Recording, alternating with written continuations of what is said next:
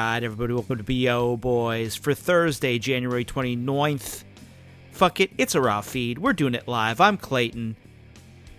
And I'm Pat, and I'm in studio. Clayton, now if you are watching this on YouTube, because we are YouTubers, hey guys, you see that I am here in our beautiful, high-tech, multi-billion-dollar B.O. Boys studio. Clayton is not. He is at home doing this remotely. Clayton, what the F happened here? And who are we holding accountable for this? Well, I had to wait here because I was having my new piano delivered, as you can see in the back right there, my beautiful brand new piano. As listeners know, I go through pianos pretty fast, so I had to have the guys come, take the old piano, put it in my basement, put it on top of another old broken piano, and then have them place that piano right there exactly in the same exact spot that I like it. They did a great job of putting in the same spot. This is a situation where not having wannabe VP of interns Christopher on site at our beck and call at all times is an issue, because he should have been the one to receive that new piano and make sure it was placed correctly in your home, so you could have been in BOHQ at the studio. Absolutely. So this is on Christopher then. Mm-hmm. Yeah. And I mean, if he would have done that, if he would have been available to do that, then, the policy would have been one item to drink from the refrigerator and one item to eat. Mm-hmm. Don't go thinking that you can just grab whatever you want. No. From my fridge, from my cabinet, one food item. One food item. And Soft one liquid. Food. One liquid. And do not grab one of the old pianos from the basement. Those are meant to stay there forever. Yeah. They're not, no, you don't take those. So, all right, so we're doing it this way. It's going to be a great show because, Clayton, we have a weekend preview episode with a full smorgasbord of new movies. We have just lots of new movies, and we don't have a clear number one. There are some options here. This is a wild weekend we have coming up. So, do we want to start with, let's start with this. We've got a documentary release that I think we have to just get to here. Amazon MGM, so Jeff Bezos, who is going to, he's going to make himself play James Bond. Everyone just get ready for it. Jeff Bezos is going to play James Bond. And his wife is going to be the Bond girl. But I think we have a new option for who Jeff Bezos may cast as a Bond girl. Melania Trump, who is the star of Jeff Bezos' new documentary, Melania. Yeah. So that is coming out this weekend. Clayton, do you know who directed Melania? Oh, yeah. It's escaping me right now, but he's the director of Tower Heist. Director of Tower Heist, yes. Yes. He's director of the Rush Hour films. Yes. You're still not there. You don't have this guy's name. He also directed the Melania documentary. He also directed the Melania documentary. Ratner. Brett Ratner. He also was at the screening of Catfish that we famously went to see. Remember, Pat? Because he produced Catfish. So Brett Ratner produced Catfish, so he has now topped himself by doing something even worse than producing Catfish. He is the director of the new Melania documentary. So that is, of course, Brett Ratner. Yeah. Brett Ratner, of course. How could I? So Brett Ratner is the director of this movie. So is this going to be a giant comeback for Brett Ratner? Is this going to be just a huge breakout that revives Brett Ratner's career and puts him back at the top of Hollywood, directing the Melania Trump documentary? Well, from what I'm hearing online, pre-sales are low. Okay. So I don't think, it doesn't look like it's going to be a real barn burner. Mm-hmm. I'm going to check my AMC app and see if it's playing near us. Okay. because I haven't seen it on the app. I haven't checked for it on the app. I mean, I think that this movie, from what I've heard, is doing some forewalling. That Okay. they are going to buy out some theaters, and I don't know if they give away tickets, comps. I think this is going to be a heavily comped and papered situation this weekend. That would be my guess on the Melania documentary. I looked up some comps here, box office comps to what I think are suitable documentary comps to the Melania Trump documentary. So this could give us some context here on what this movie could do. So some movies I think are comps are, there's a movie called Eva Braun, The Life of Hitler's Secret Partner. So that is a YouTube documentary, so there's no box office there. So that doesn't help us. There's a documentary called Eva Braun, The Strange Life of Adolf Hitler's Mistress. Also a 90-minute YouTube documentary, so no box office there. And then one other one I found, there's Eva Braun, The Secret Life of the Wife of the Greatest Mass Murderer in History.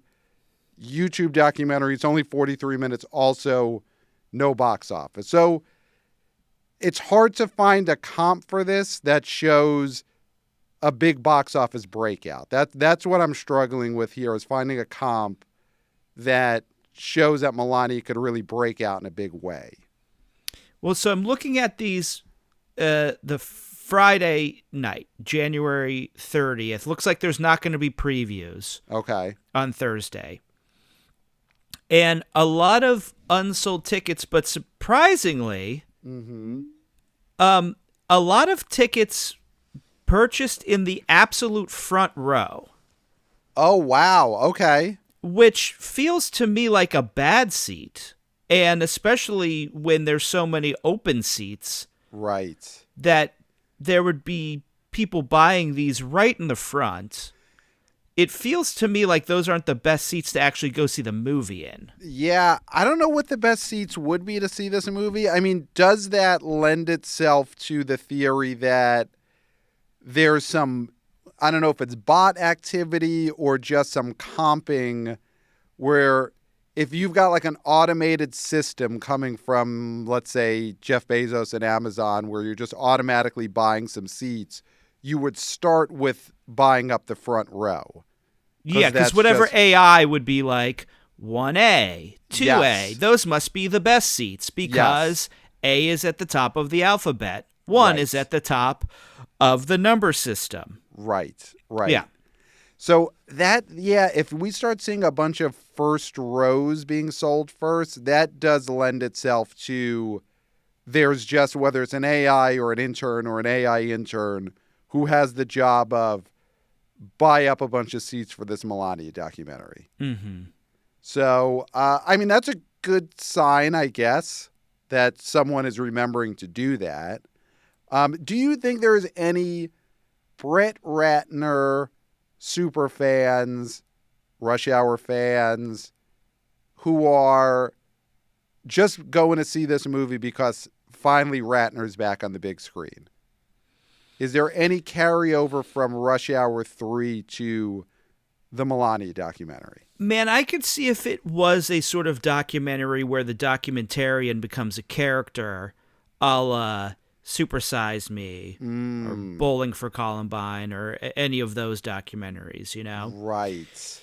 And I don't think this is I don't think we probably even see Brett Ratner. So I think if you're a Brett Ratner fan, you're not going to get a glimpse of him. Yeah. And I don't know how much you're going to see of his flashy directing style, which I barely remember if he had a flashy directing style at all. It's hard to remember who was he versus who was Mick G. Because I keep wanting to say that Brett Ratner directed the Charlie's Angels movies, but he didn't. No, Mick G also directed the Netflix Babysitter movies. Yes. So I think there's a flashy, cool directing style that we attribute to Brett Ratner that he never actually had.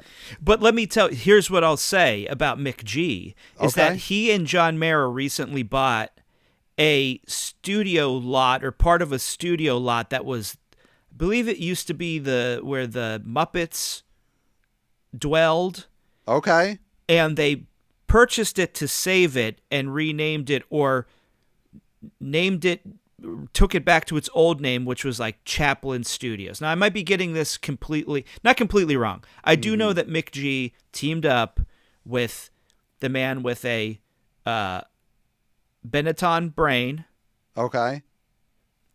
who is a Benetton heart, John Mayer, Mm-hmm.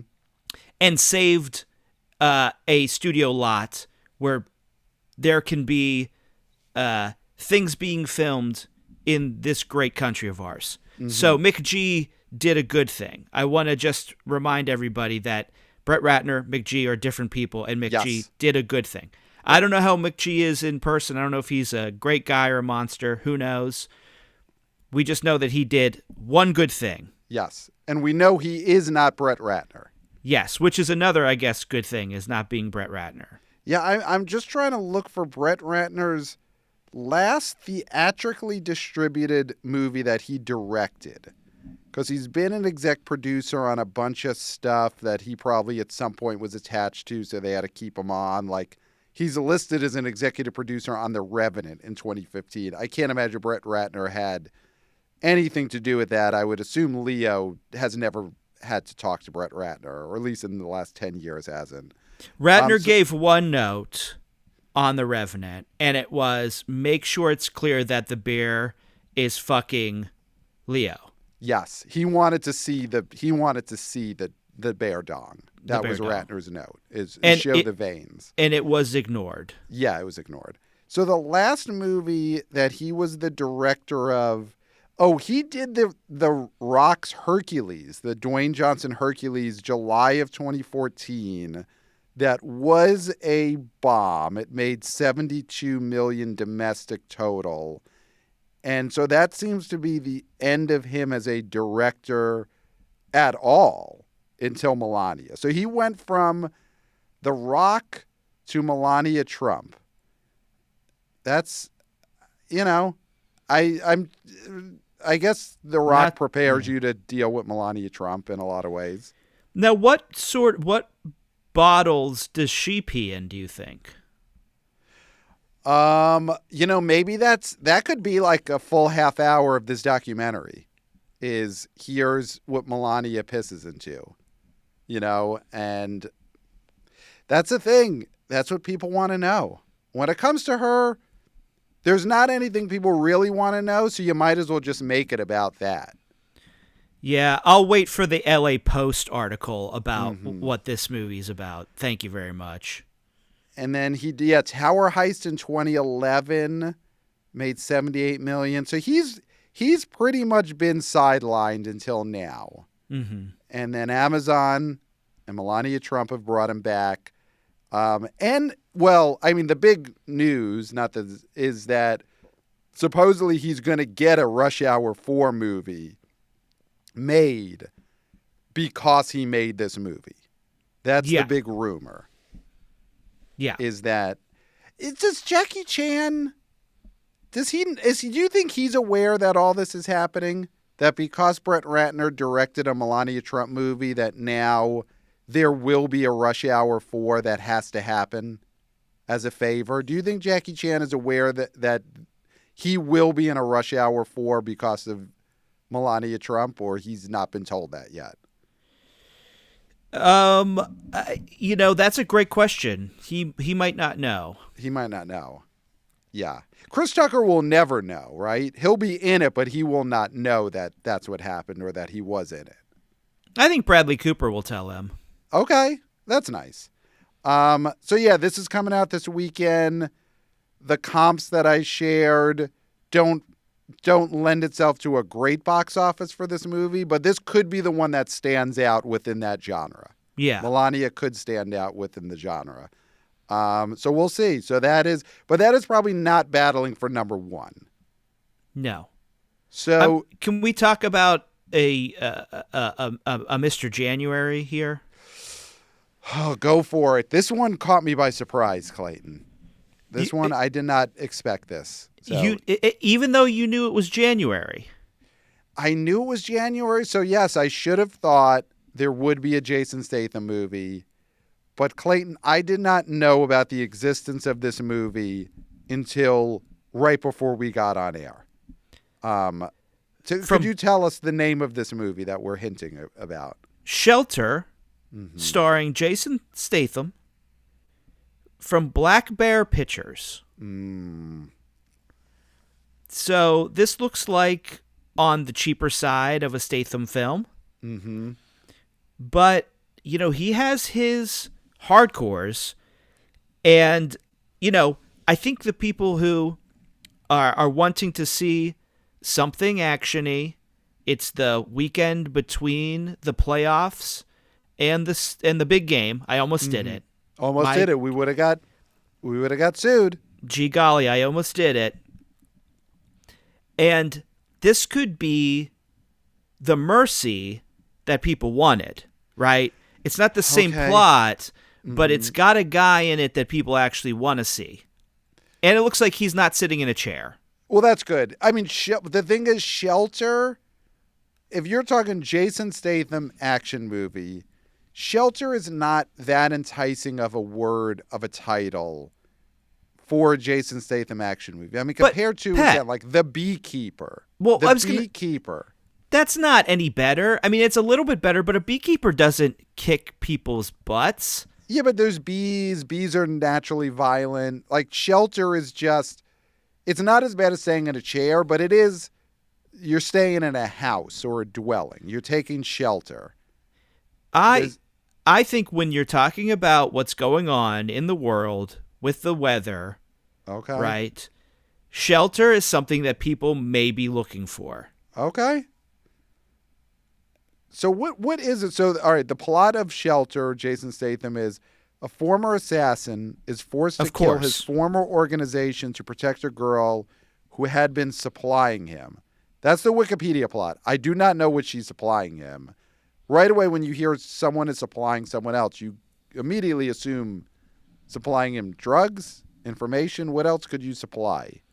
I mean, food, I guess. Oh, supplying him shelter, it's food. Okay, so she was supplying him food.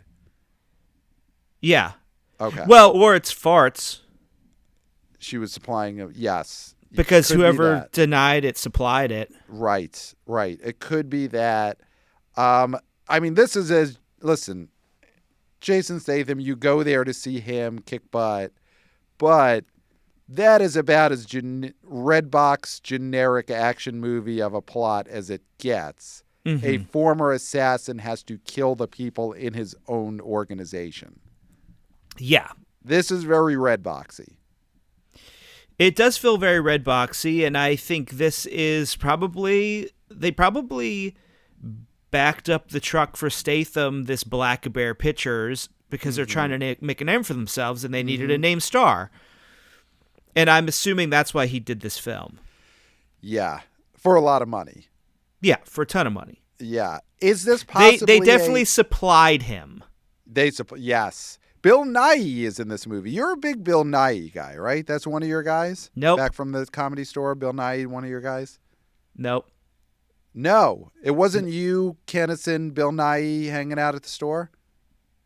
No, I was a Bill Hicks guy. Okay. That's who Bill Hicks, not Bill Nighy. Yeah, Bill Hicks. Yeah. I mean, have you seen any trailers for this? I mean, me and you have gone to a lot of movies the last month. I've been in the theater quite a bit.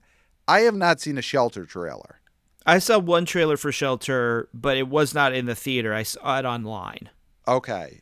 I mean, that's... And was it something you were seeking out for this show, or did get you when you were, watching Atomic Abe videos and then they put a Shelter trailer before?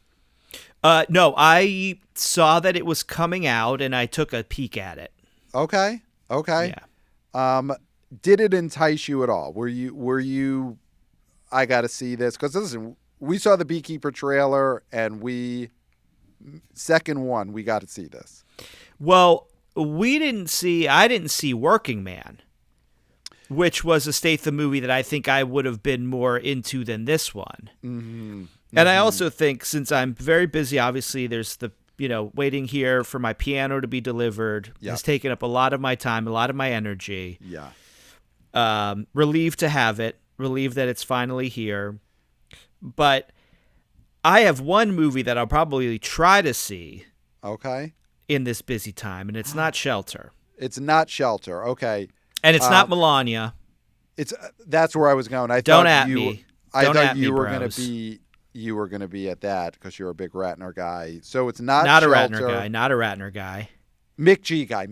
You're I'm a huge Mick G guy. Yes, of course. So not Shelter, not Melania. What is your pick of the week? Clayton's pick of the week? That you want to see, that you're dying to see. Send Help. Yes. This is Sam Raimi's back in a mode that we love him in. It's going to be gnarly. It's going to be mean and nasty. It's going to be funny. It's got Rachel McAdams in it. I mean, Rachel McAdams coming back in a big way. I'm very excited for this film. This is the one I think I'm not going to say it's the one to beat, honestly, but I do think this is the best choice if you want to have a fun time at the theater, I'm assuming. Yeah, it's got great reviews. And listen, we're not Critics Hon. Reviews aren't everything, but it's got 90-something% positive on Rotten Tomatoes right now. And I think for a movie like this, that's important.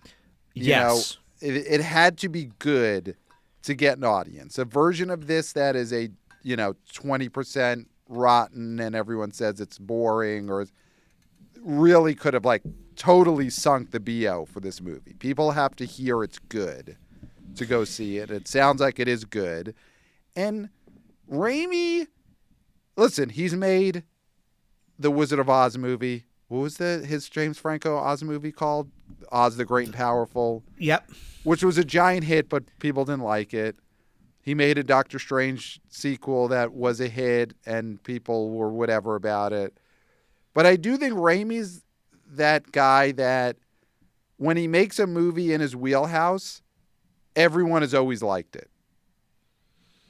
All the Evil Dead movies, the Spider-Man movies, and Drag Me to Hell. I will say, though, I don't think Drag Me to Hell at the time was very well reviewed. I don't believe it was very well reviewed at the time.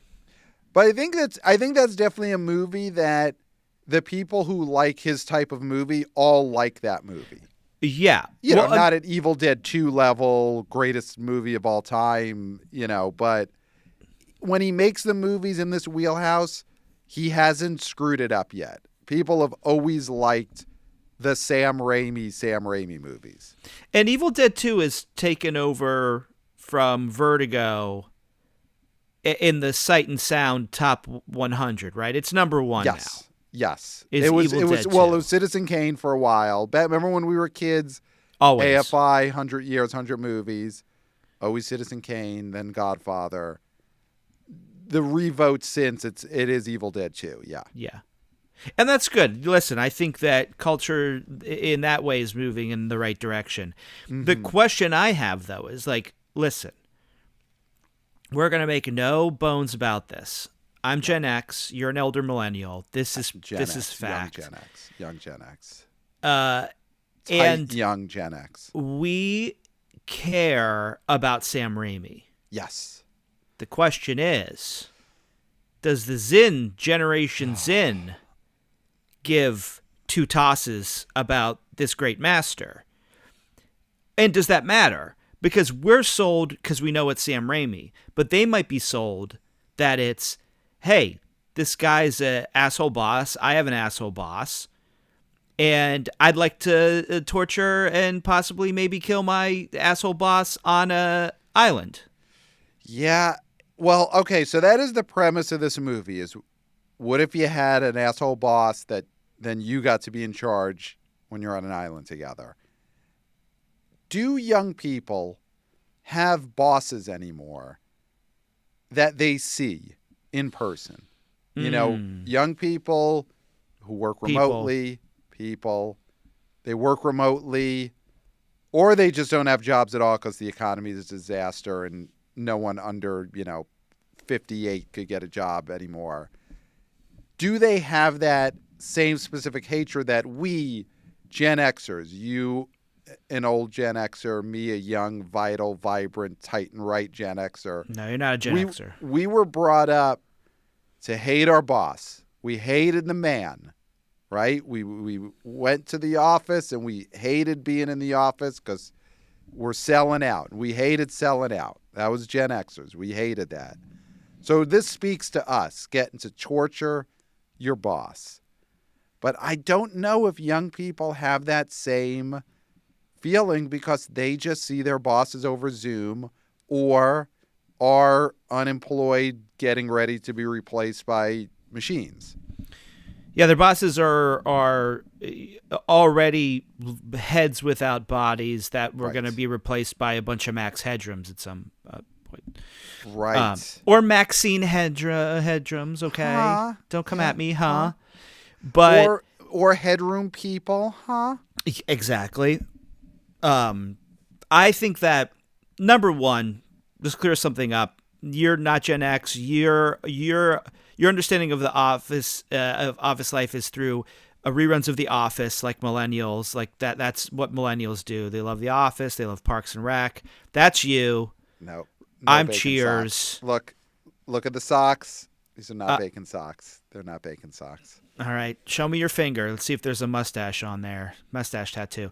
Anyway, I think that it's possible that they might be able to think about this movie as a, what if I'd known what my boss's legs look like? Mm-hmm. Like it could be a throwback to a different time. Right. It's a period piece, really, for them. So I think that could be something they're interested in. It's like, wow, what if I did see the entire body of my boss? Yeah. Is that too many levels, though? Because they have to imagine what it would be like to have a boss, what it would be like to see a boss in a fully human form in person, and then what if I got to torture that person on an island? Yeah. Whereas we, Gen Xers who never wanted to sell out and never will, we know what it looks like to have a boss and how much we want to torture them because the man is the worst thing there is. Yeah, I mean, that's a great question. That is. I mean, aspirational wise, definitely for us, it means something. Gen Z, Gen Alpha, it could just be like maybe they want to be able to go on vacation, and that's the only opportunity they'd have would be a plane crash. Right. They can't afford vacations. They can't go to sunny, sunny locales. They can't go to islands. They don't have the money. They don't have jobs. They don't have the money. Do you think then for younger generations, for the alphas, the Gen Zers, that something like a Gilligan's Island would be aspirational to them? That the only way I'm ever going to get to be on a remote island and have a beach vacation is if I was on the SS Minnow and it crashed and I was able to then be stuck on an island forever. Well, here's the thing. Gilligan, the skipper, the professor, right, and Marianne. Yep. And the Howls. Yeah. Do not forget the Howls. Owned their huts. They own those huts. Yep. These kids will never own their huts. They'll never own a hut. Never. They're renting straw huts for the rest of their lives. The Howls refuse to die and will not give up the stranglehold on the real estate, and they will rent you that hut until you can't afford anything. And then kick you out when somebody else comes to the island, and like the Globetrotters come to the island. Yes. And then all of a sudden, oh, well, the Globetrotters can pay more. So well, then it's an Airbnb, and the Globetrotters are staying on the island for a week, and they Airbnb the Howl's second hut. And then they leave it empty, and you're sleeping on the beach because they're like, it just doesn't make sense to have a renter because I can make all my money in a couple weeks when Batman and Robin show up on the island. Yes. Yeah. So if you are Or Scooby-Doo and Shaggy. Yes. There's definitely renting that out for a week. So if you're 25 or younger, basically your situation is part-time work on Zoom, no health insurance, and at best you could rent a section of the Howell's second straw hut, but never own your own hut. And that's after you have crashed on a boat onto an island, which is the best case scenario for you to ever at least be on the beach. And no access to the common areas, like you can't use the kitchen or the living room. No. So in that situation, maybe send help is aspirational because they get to see someone go on vacation. Yeah, the Sam Raimi not meaning anything to people under, 35? Do you think that's even going too low? I mean, to a general audience, because I'll say, we're going to get people who are younger, who skew younger, who are more in your generation, the millennials, who'll say, I'm 35 and I love Sam Raimi because I go on Letterboxd. I'm a Letterboxd bro, or I'm a Letterboxd gal, or I'm a Letterboxd person. Person. Thank you. Person. And they'll say, well, it's different now because you have access to everybody's catalog. Back in the day, we had to dig to find Evil Dead. We had to go to Kim's Video. Yeah.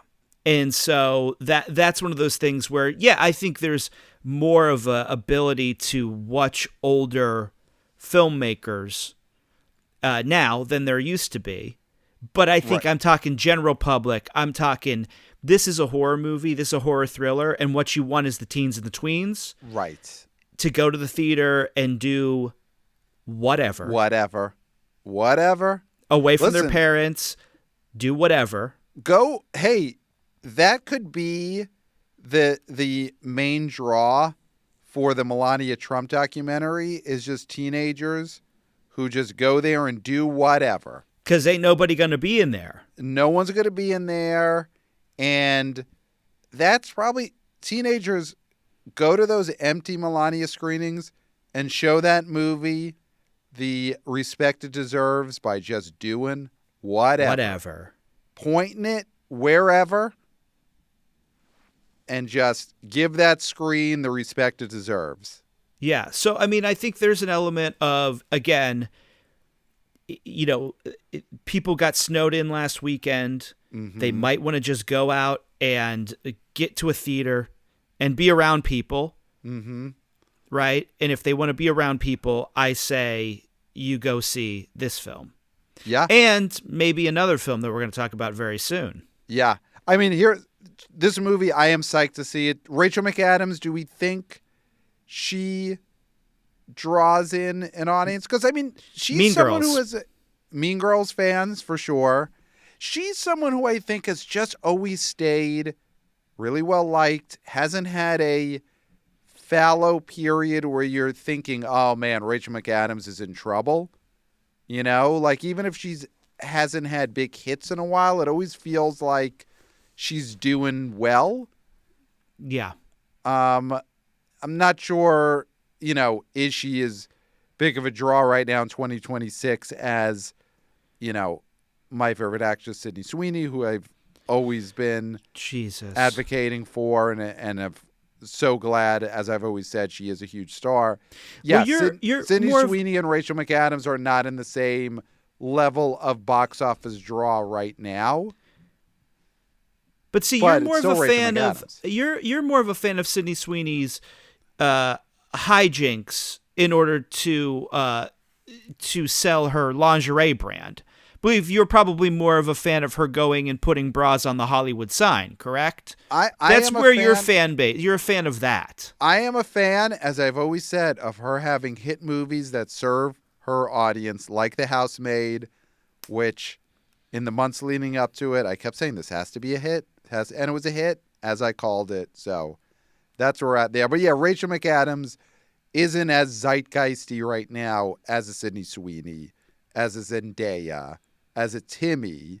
But I feel like she is just a ever liked presence in the movies. Yeah, well, Like I mean, having her name in that trailer, having her face on the poster helps for sure. I don't know. Maybe I live in a hole, or like a beautiful loft with multiple pianos, but I couldn't imagine somebody hearing Rachel McAdams in a movie and be like, I don't like her. Of course not. I can't imagine it. And listen, if you do not like Rachel McAdams, I guess email us, but honestly, don't. Yeah. Do we I guess want to don't. know? Do we want to know? I don't want to know.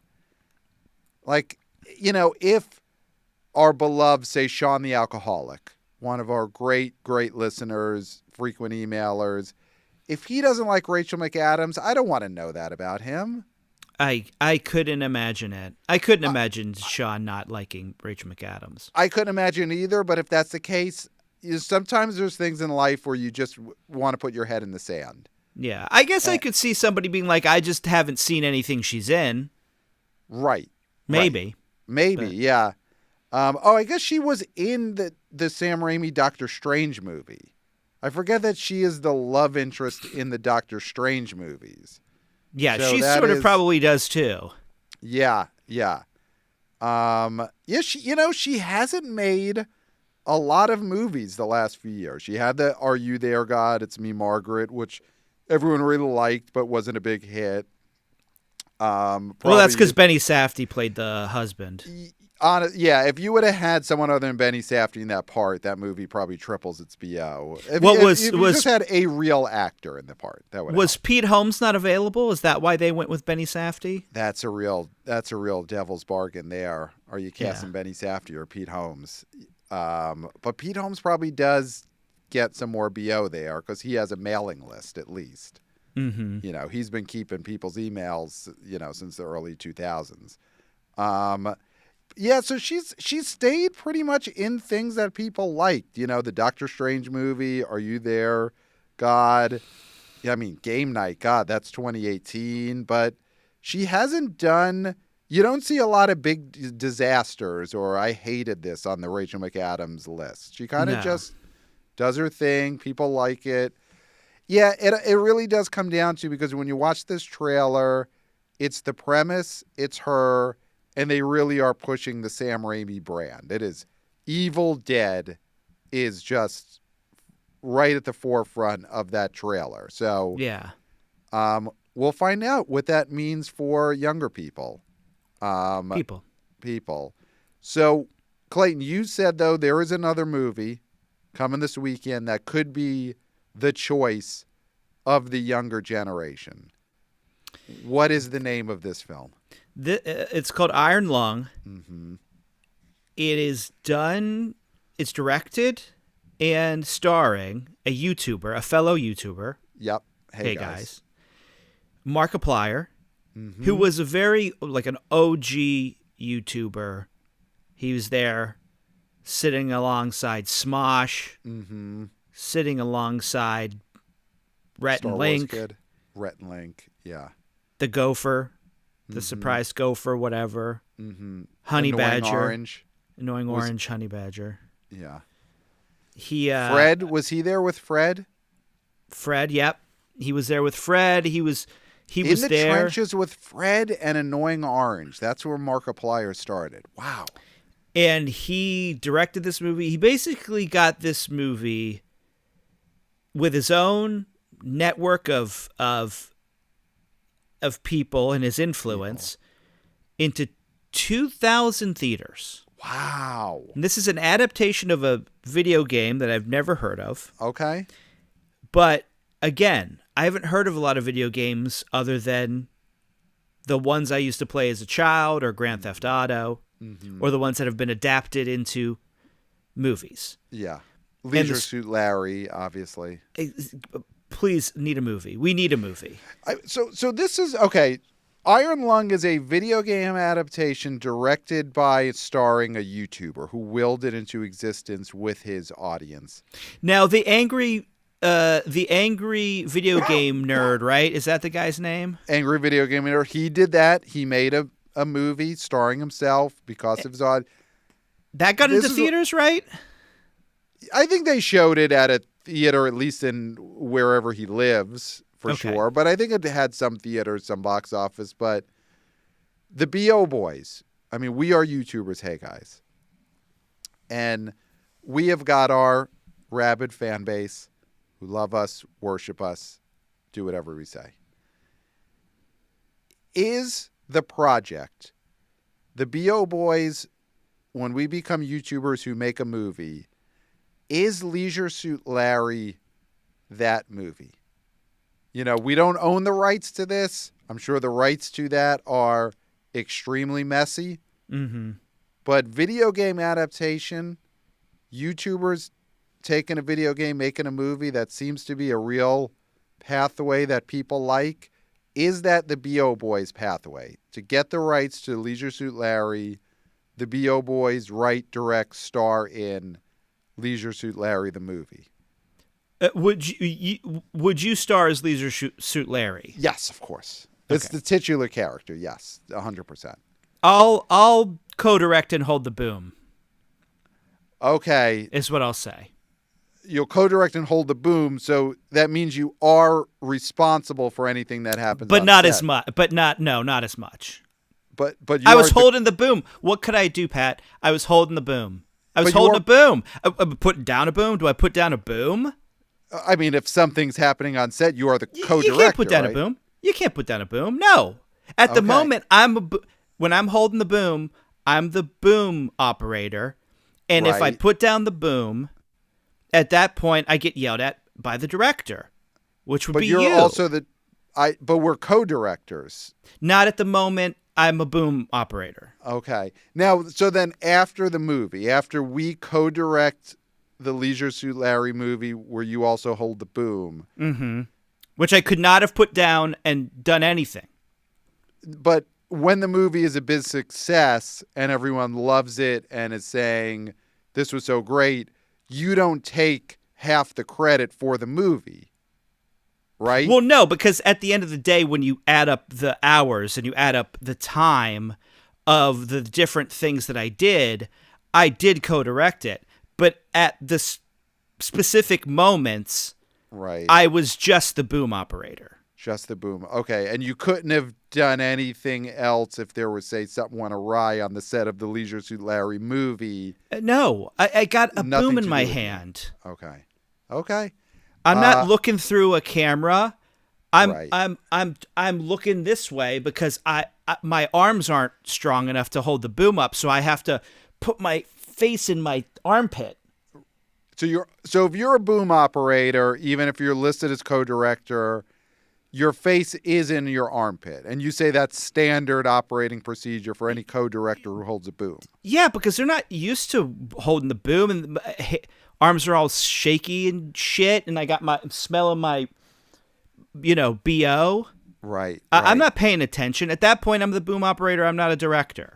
Okay. But then in the times, the good scenes where all the good stuff happens, and I'm there next to the camera looking into it, then I am co-director. Okay. You see how this works? I'm starting to see how this works. I'm glad we're getting this all up front before we go into production on the B.O. Boys present Leisure Suit Larry the movie, which I'm sure will have a lot of amateur actors on it. Well, we can't afford... I mean, listen, we can't afford to hire real actors. Yeah. You're the lead. I'm the lead, yes. And we are co-directors of the At movie. the end of the day, when the checks come, that's what it says on it. Okay. So I think that is a good possibility for us down the line. We've got to get the right situation sorted out with Leisure Suit Larry. I'm sure there's a lot of people who are dead who have the rights to that IP. But Iron Lung, yeah, it's a video game we don't know much about. Looking through this cast list, Caroline Rose Kaplan, Sean McLaughlin, Troy Baker, Elsie Lovelock, Isaac McKee, None of these are not Rachel McAdams. These are not But people that we are aware of, but again, Pat, they could all have 100 million followers on YouTube. yes. I just randomly clicked into Sean William McLaughlin, one of the people in the cast, also known by his pseudonym Jacksepticeye something. I hope that was legal what I read there. Well, I was holding the boom, so I didn't hear what you said. Great. Well, here is the thing you are supposed to be doing if you're holding the boom. You're just supposed to be you're supposed to be holding it up. You're not supposed to be listening. I think that's not for you. No, the director's supposed to be listening, Pat. The director listens. I do think the boom operator has a pair of headphones on. I think they are listening to what's on the boom. It's ornament. No, they're listening to a hype up mix that they made so that they could hold up the weight of the boom. It's like jock jams. They're listening to jock jams. You're just listening to the song "Here Comes the Boom" from POD. POD, yeah, of course. Okay, see, I always thought when I saw a boom operator with the cans on, they were listening to what was in their boom. No, but no, they're just listening to "Here Comes the Boom." They're listening to "It Comes the Boys from the South." Yeah. Okay. So that person in the cast, who's a YouTuber. He is an Irish YouTuber whose focus is on gaming, comedy, and vlogging. And he has 31 million subscribers. So there you go. There you go. So is someone like Sean McLaughlin, the YouTuber, more valuable to the BO than a Rachel McAdams? Gosh, that's such a hard question because there's so many factors that are going to go into this Iron Lung making money. Is the awareness that it's coming out, which it seems like there is awareness because it's grassroots. We're not getting an understanding of like how many people are actually going to see this movie because it's a different form of the penetration is different. The penetration is happening under the radar. It's not in broad daylight. Like Send Help is penetrating publicly. Send Help is penetrating right in front of us, right directly in the front. Whereas something like Iron Lung, it's penetration that we didn't see coming. It's coming from behind us. But it could penetrate just as deep as something like Send Help, which is penetrating in the front. Yeah. So this is going to be such a test. I love this. This is very exciting. Yeah. Because this is of course, you have Rocka already making great films. Yep. Now, I'm not going to say Markiplier is a guy who is going to make something as good as those films. But if he has a fan base, he seems to, any sort of press and interviews I've heard him talk about this movie, he's talking about how he, worked on his skills to make a film. Like he worked his way up to, how do I do this? And what are the lenses? And what, he's learning. Yep. And I think there's a space for that, right? Yes. Look at something like Clerks.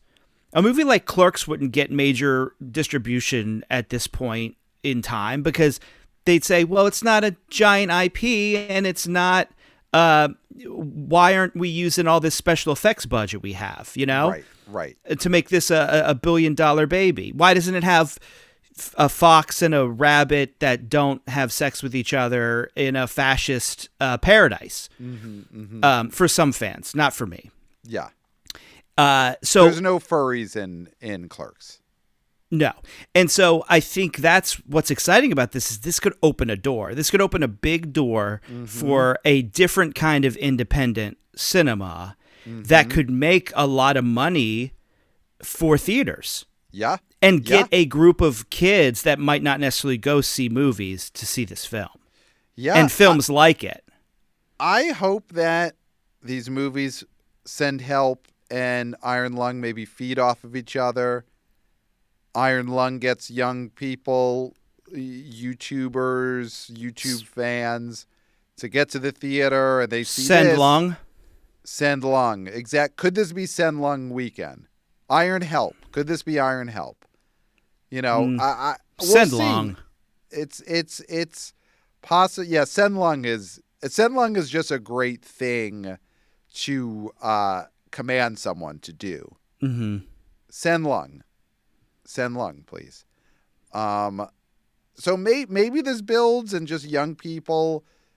I'm going to see Iron Lung, and then the Send Help does look good. This old fart who everyone said used to be good at horror. Maybe I'll go see his thing. We'll see. Listen, we root for the box office in general, but I do hope that this new Sam Raimi movie doesn't get trampled by the YouTuber movie. No, because I think these audiences are completely different. Okay. Like, that's my thing, is like, I think these will be, Gen Xers like me, millennials like you.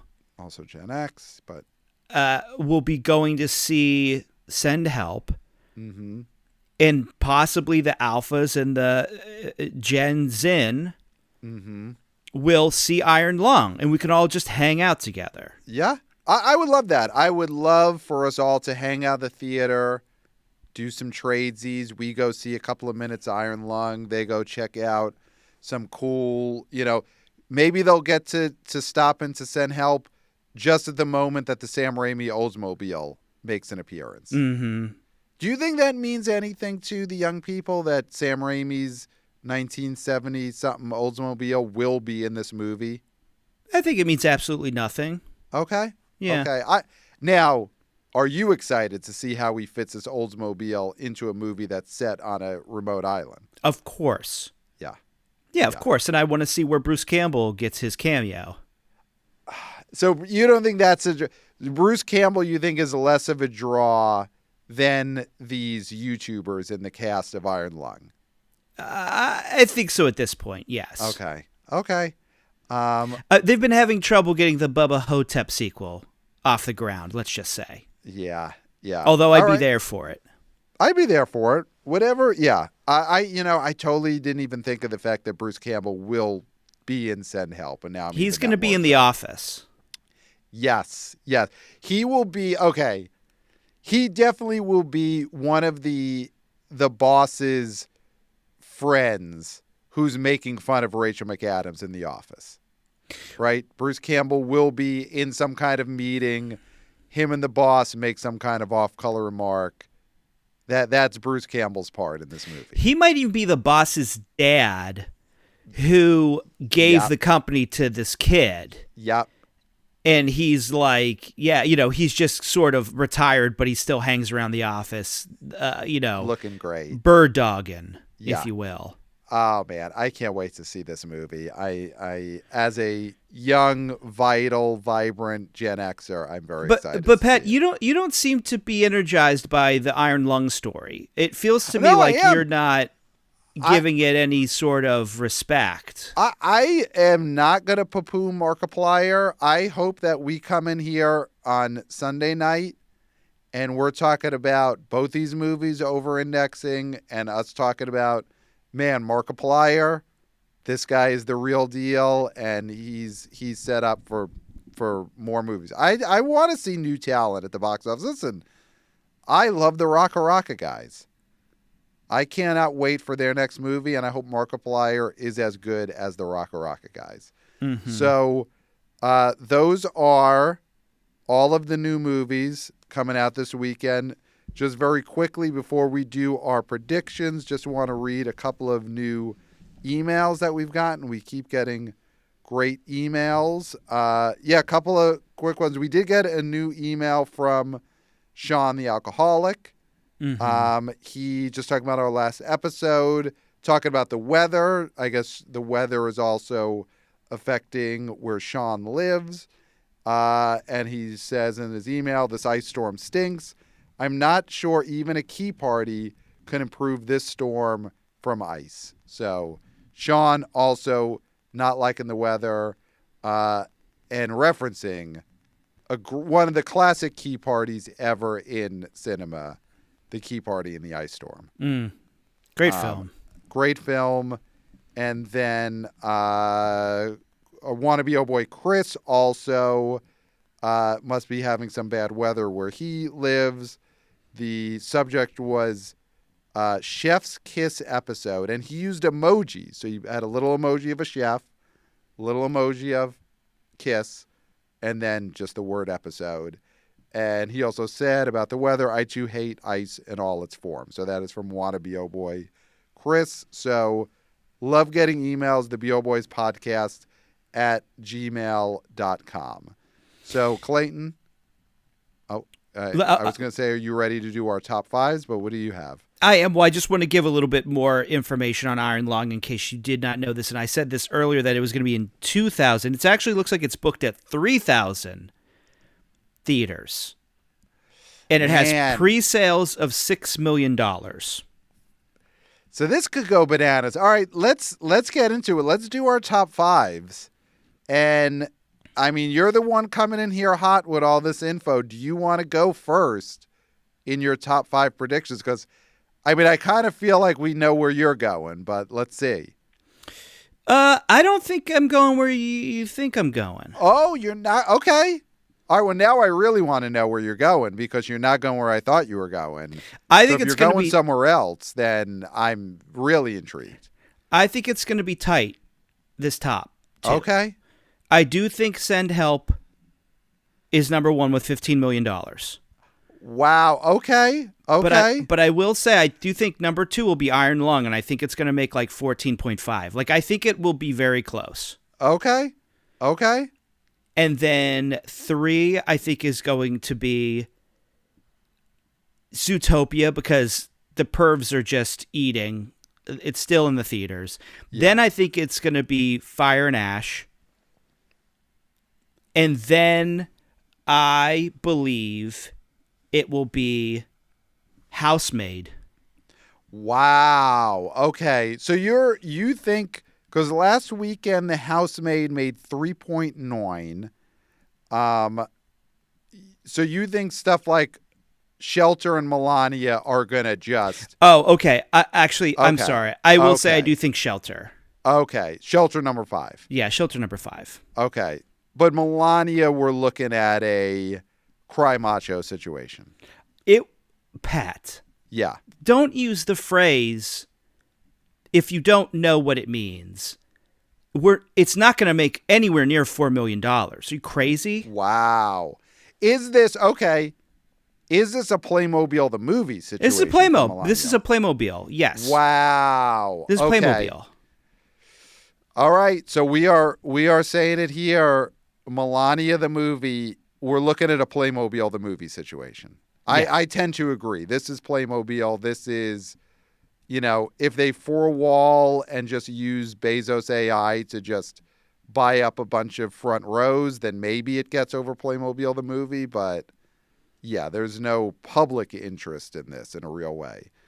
And Mercy, we both think that made $10.8 million last weekend. That's a 70% drop. This is going to do like $3 million this weekend. I think it might get as close to the Joker Folia Doo-Doo drop. I think it's 81%. Wow. I mean, this movie got savaged on Project Big Screen, on Chris Klemmer, Ken Jack, The Gooch. Can I tell you this score? Yeah. So they do a 1 to 100 score, or I guess a 0 to 100. That's how they rate each movie. They don't do 2 thumbs up, 2 thumbs down. They don't do a 4-star scale. They do a 0 to 100. The Gooch, and God bless this Gooch, he gave Mercy a 1. Great. We got to get this Gooch on the show. Gave it a 1. They savaged it. Klemmer savaged it. Yeah. Just rip this movie to shreds. Jeff Delo savaged it. All of them. That is, when I heard that, I agree. I'm like, man, Mercy is going to drop like a rock. Mm-hmm. After I heard what I heard. After the Gooch gave it a 1. Well, this could be an 80% drop. I would think that the Stoolies... the Gooch contingent of the Stoolies would be the main demo you'd want to go for with this movie, and if they're rejecting it, Yeah. if the Gooches of the world are rejecting this film, it has no hope at the box office. Yeah. Not against Statham, not against Send Help, not against Markiplier. No. Not even against Melania. Well, I guess that's the race. The race to the bottom. Mercy versus Melania is the race to keep a lookout for at the lower levels there. Can a movie drop 81% in its opening weekend? I feel like that's what Melania will be doing. Yeah. I mean, maybe a Thursday to Saturday drop could be at 81%. Yeah, that's the. There's race no previews, Pat. No previews. Yeah, no previews. Just okay. Friday, Saturday, Sunday. It's possible that Melania has an 81% drop from its friends and family screening to what it actually does at the public box office. Well, there'll be 81% drop from what the real ticket buying was and what the Amazon bots bought. Yes. So that could be the drop that matches Mercy's second weekend drop. It's a race to look out for down at the bottom. So here's my top 5. You know what? You got me all psyched up about Markiplier, and I looked up the cast, and this guy's got 31 million subscribers, and he's like 5th build. I'm going to Iron Lung number 1 at $19.5 million. Okay. All right. I like it. 3,000 theaters. There is a population going to see this movie that we do not have any tabs on. God, I hope it makes $40 fucking million. This could be. It really could. An anime situation where it is just an audience that we just don't have any data on. Or we have the data and we're ignoring it because they're all YouTube subscribers. Mm-hmm. So I think that's number 1. And maybe it's wishful thinking. I think Send Help's going to overperform. I'm going 17.5 right behind it. And then number 3 is, going to be Avatar. Number 4, Zootopia. God, you know what? I don't know if Shelter is going to make $5 million. I just haven't seen that movie promoted anywhere. Mm-hmm. And with a Statham movie, you always know it exists. And this movie, I just have not seen anything on it. So I'm going to go with your call and go Housemaid 5. I think Shelter is the movie that's the cry macho. Because that could make like $4 million, $4.5 million. Yeah. But I think that might be enough to get to 5. Yeah, I guess if Housemaid made 3.9, I'm still going to go with Housemaid because why not? I just don't think anyone knows that Shelter is coming out. And that audience, the older, they're going to go see Send Help because they know it exists. Mm-hmm. So, yeah, interesting weekend. We'll cover the race at the top, and we'll cover the race for the bottom between Mercy and Melania on our next episode. It's going to be a big one.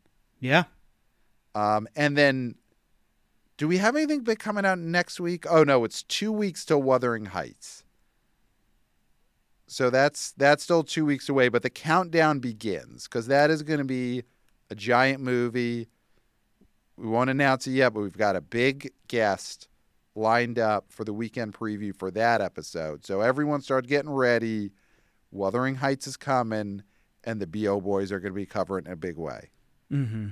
So, that is the episode. Of course, email us, theboboyspodcast@gmail.com. We love getting your emails, boots on the ground reporting, and just praising us for past episodes. We do love getting those as well. Those are a guaranteed read on the show. So email us, theboboyspodcast@gmail.com. Subscribe to the Substack. Subscribe to the YouTube channel. We are YouTubers. Hey, guys. Follow us on social media at the BO Boys Pod. 5 stars on Apple Podcasts. start, I guess, saving money to eventually help us fund our Leisure Suit Larry movie. It's going to cost us a lot of money just to get these rights untangled. Mm-hmm. So save your money now, because you will, at some point, donate it to the B.O. Boys for the production of that movie, for which we will be co-directors. For most of it, but not all of it. Okay. At the end of the day, we will be, but yeah. Not when you're holding the boom. No. Okay. And that is all I got, Clayton. I am spent, and I got nothing left. Pat, you said it all. Great. There's really nothing left. Well, you did also deny 834.